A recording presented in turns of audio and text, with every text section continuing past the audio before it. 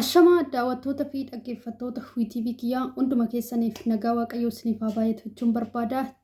Jirtu jecha arras viidiyoon biraatiin deebi'een dhufee jira. Viidiyoon kiyyaas maaliif jechuun keessaniin ooltanii viidiyoon kiyyaa viidiyoo ajaa'ibaa gorsa ajaa'ibaati. Garuu isa duratti wanta na daraasaniin jedhu like, share, subscribe gochuudhaan na jajjabeessaa maatiin haa taasisaniin jedha. warri maatiin haa taatanis galatooma warri maatiin haa taatanis maatiin haa taasisaniin jedha hasumaanii gara gorsa kiyyaatti immoo gizeen deebuu gorsi kun baay'inaan gorsa dhugaadhuma ishii jirtudha. Gorsa dhugaadhuma ishii baay'ee namatti toludha. Baay'ee dhugaa dubbadhee fixu mee karuma gorsichaattas dabarsaa turtiin keessan nafaanaa ta'u. Nama Dubai keessa hojjetaa turte amma ji'a lama yookiin sadii dura gara biyya ishee galteetti. Toora YouTube ishee irratti garuu wantoonni isheen agarsiisaa jirtu ana akka nama tokkotti hamilee kiyya na cabseera. Waa tokko irraa baradheera isinis hin barattu jedheen. Har'a uffata mana namaa miiccite qarshii 50 fudhachaa jirti. Qoraan caakaa keessa deemtee guuraa jirti. Hojiin kamuu kabaja. Haa ta'u garuu kaleessaan himaaf hin biyyaa ba'e jennee of gaafachuu qabna. Si'a lama si'a sadii biyya Arabaatti deemtee hojjattee ati biyya keetti galtee uffata 50 gaafa miiccitu otoo si ta'e maaltu sitti dhaga'ama? Namni ni dhabas ni argatas kun beekamaa. Haa ta'u garuu obboleeyyan koo gaafa biyya ambaa keessa jiraattanu dursa mataa keessaniif kenna. Gaafa ofii keessaniif dursa kennitanii ofii keessan dhaabdanii jettan namoota gargaaran. Nama gaafa gargaartan immoo qarshii harkatti namaan kennina. Obboleessa kee yoo ta'e birriitti kennin obboleessa keetti waan inni boruttiin si yaadachuu si galateeffachuu danda'u qofa godhiif. Moo harkaa yoo ta'e moo harkaa barsiisi. Barnoota isaa yoo ta'e barnoota isaa barsiisi. Kalaas kanaan ala hin ga'aaf jechuudha. Qoymee maatii kootifan har'a kana godhaa boroo fi kootifan kan kee boruma ta'a yeroo hundumaa. Boruma gaafa ta'u umuriin kee ni dhuma. Umni kee ni dhuma. Biyya ambaa keessatti fayyaa dhabuu dandeessa. Wantoota garaagaraatu jira obboleeyyan koo. Yeroo hundumayyuu namaaf yaaduun ofirraanfachuun miidhaan isaa ofumaaf deebise. Maatiin keenya tarra gargaarree obboleeyyan keenya gargaarree yoo jenne hedduu namootarraa kan arginu boru ishiin akka nuuf taate siniin hin jedhan kana beekuu qabdu. Nuuf jechan jedhan abbaa argitetti balleessite siin jechuu danda'u. Of dhaabi duraan dursi obboleettii koo.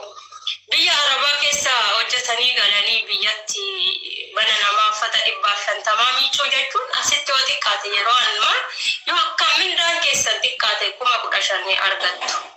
Isa baranii kaanii 50 argachuun agam namatti ulfaata maalitti godhama jireenya kanaanis. Kanaaf gaafa biyya ambaa keessa jirtan immoo wanta adda addaa isinitti hin bareedin. Umuriin kee irra jirtu wantoota garaagaraa si qajeelchisuu danda'a. Garuu har'arraa borutu caala. Isa boruuf teefi yaade. Isa kan biraa kanan isinii jechuu barbaadu naasii galtanuu bakkee bashannanaa garaagaraa bakki kun nunafiin bakki sun nunafiin beelum bira nunafiin wanta akkasii nunafiin jechuunis akka duwwaatti nama hambisa obboleeyyan koo. Maaliif isinitti fakkaate nuti gaafa asii gadi lakkisnee deemnu mindaan nuti argannu sun asumatti dhaabbateera nu bira hafeera jechuudha. Isa qabnu sana ni baasna. Jireenyi yeroo ammaa immoo baay'ee ol ka'eera akka biyya keenyarraa dhagaa jedhutti jechuudha. Biyya keenyaa miti asiiyyuu jireenyi ol ka'aa jira. Kun immoo harka duwwaatti irra caala nama hambisa. Gaafa mana namaa deemtu fakkeenyaaf mana namaa harka kee duwwaan deemtu. Bakkee bashannanaa soo ta'e guyyaa tokko yoo qilleensa baatee qaxxisiif gaadha. Bara jireenya keetii fayyaa qabaattee yoo jiraatte jireenya kee fooyya'aa yoo ta'e ni bashannanta.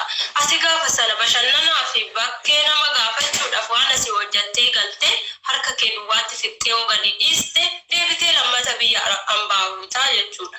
Yookaan immoo akka dubartii kana bakka kaleessaa sanatti deebita jechuudha. Akka kun hin taaneef obboleeyyan koo of eeggannoo guddaa taasisaa isiniin jechuun barbaada. Namni biyya Arabaa keessa jiru nan beeka fira baay'ataa waan adda addaa godhaa. Kuni ta'uu hin qabu of dhaabuu qabna. Waan itti boqonnu qabaachuu qabna. Waan itti gammannu nuti har'a kaanee guddaadhanis